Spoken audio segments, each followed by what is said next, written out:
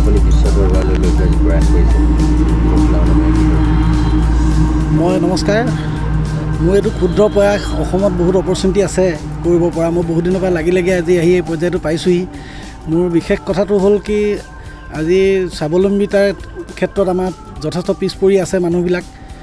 বিশেষকৈ আমাৰ যিটো ৰ' মেটেৰিয়েলছ ইয়াত আমি ব্যৱহাৰ কৰোঁ বৰা চাউল, এই বৰা চাউলৰ সমাদৰটো আগতে কেৱল মাত্ৰ জলপান ভিত্তিক হৈ আছিলে।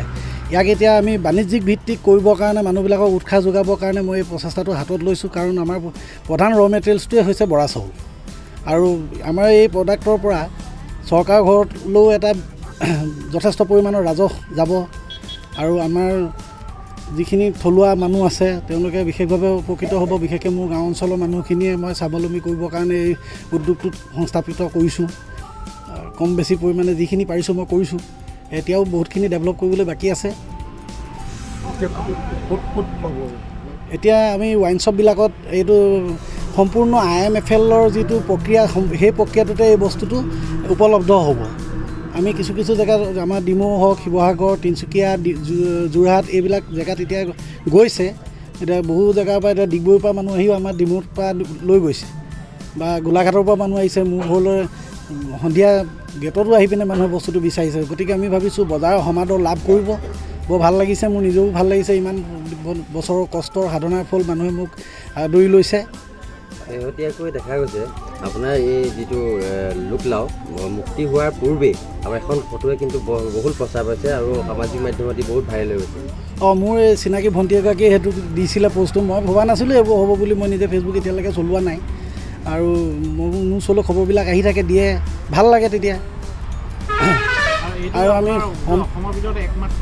একমাত্ৰ এতিয়ালৈকে মই প্ৰথম, আৰু চাগে কোনোবা বনাব, এতিয়ালৈকে প্ৰথম। কিমান টকা খৰচ আপুনি ইয়াতে কৰিছিলে?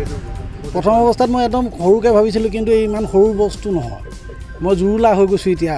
আৰ্থিকভাৱে মই একেবাৰে দুৰ্বল অৱস্থাত আছোঁ এই মুহূৰ্তত। ইয়াক কৰিবৰ কাৰণে যথেষ্ট পইচাৰ প্ৰয়োজন হয়। চৰকাৰী অনুদান নাই। বেংকে মোক সহায় কৰিছে, মোক বেংক অফ মহাৰাষ্ট্ৰ দিছে, আৰু আমি গোটেইখিনি সম্পূৰ্ণ নীতি নিয়মেদি কৰিছোঁ। মই বাস্তুও ফ'ল' কৰিছোঁ।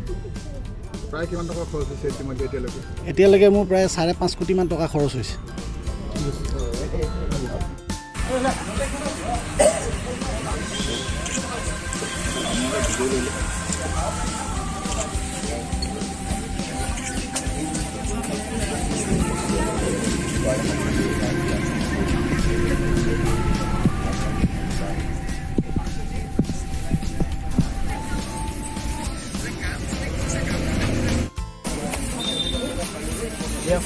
ঘৰৰ পৰা দিয়া ব্যৱস্থা আছে? নাই, চিধা বন্ধত যাব।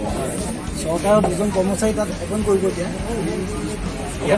প্ৰথমতে দিব লৈছিলে, মই ক'লো মইতো দৰমহা দিব নোৱাৰিম। চৰকাৰী অফিচাৰটো দৰমহা দিব লাগিব।